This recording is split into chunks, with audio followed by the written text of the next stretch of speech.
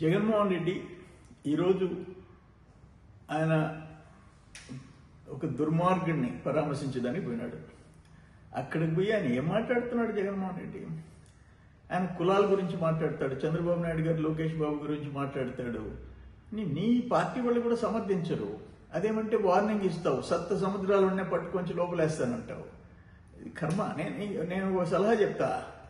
ఇప్పుడు ఈయన పోయి చూసి వచ్చావు, ఒక మనిషి అనే వాడు చేయని దుర్మార్గాలు చేసిన వాడిని జైలుకి పోయి పరామర్శించావు. అక్కడ మీ తల్లి పైన, మీ చెల్లి పుట్టక పైన చేసిన సోషల్ మీడియాలో వ్యాఖ్యలు చేసిన పోస్టింగ్లు పెట్టినవాడు జైల్లో ఉన్నాడు. ఆయన కూడా పోయి పరామర్శించరా, ఒక పని అయిపోద్ది. ఆ పని చేయి, నువ్వు మంచి పేరు వస్తుంది నీకు. ఇది దురదృష్టం. ఇటువంటి నాయకుడిని మనం సమాజంలో ఎంతమందిని పార్టీ నాయకుల్ని, ముఖ్యమంత్రిని చూసాం. కానీ ఇంత నీచమైన ఆలోచనలు ఉండే ఒక పార్టీ అధ్యక్షుడిని మనం ఎప్పుడు చూడాలి. జగన్మోహన్ రెడ్డి ఈరోజు ఆయన ఒక దుర్మార్గుడిని పరామర్శించడానికి పోయినాడు. అక్కడికి పోయి ఆయన ఏం మాట్లాడుతున్నాడు జగన్మోహన్ రెడ్డి? ఆయన కులాల గురించి మాట్లాడతాడు, చంద్రబాబు నాయుడు గారు లోకేష్ బాబు గురించి మాట్లాడతాడు. నీ పార్టీ వాళ్ళు కూడా సమర్థించరు. అదేమంటే వార్నింగ్ ఇస్తావు, సప్త సముద్రాలు ఉన్న పట్టుకొంచి లోపలేస్తానంటావు. ఇది కర్మ. నేను ఒక సలహా చెప్తా.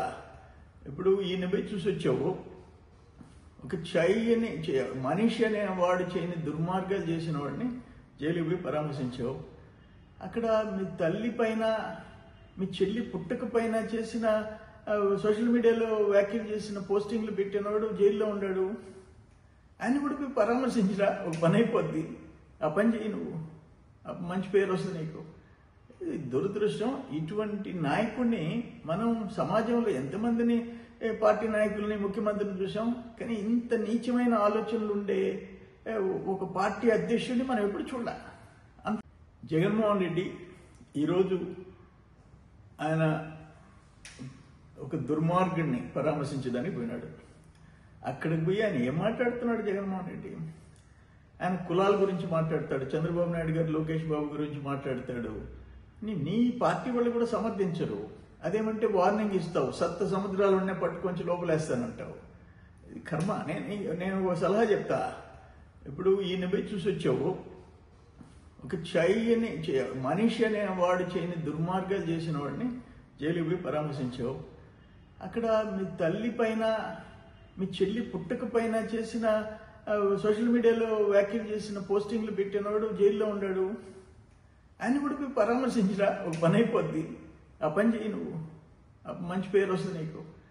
ఇది దురదృష్టం. ఇటువంటి నాయకుడిని మనం సమాజంలో ఎంతమందిని పార్టీ నాయకుల్ని, ముఖ్యమంత్రిని చూసాం.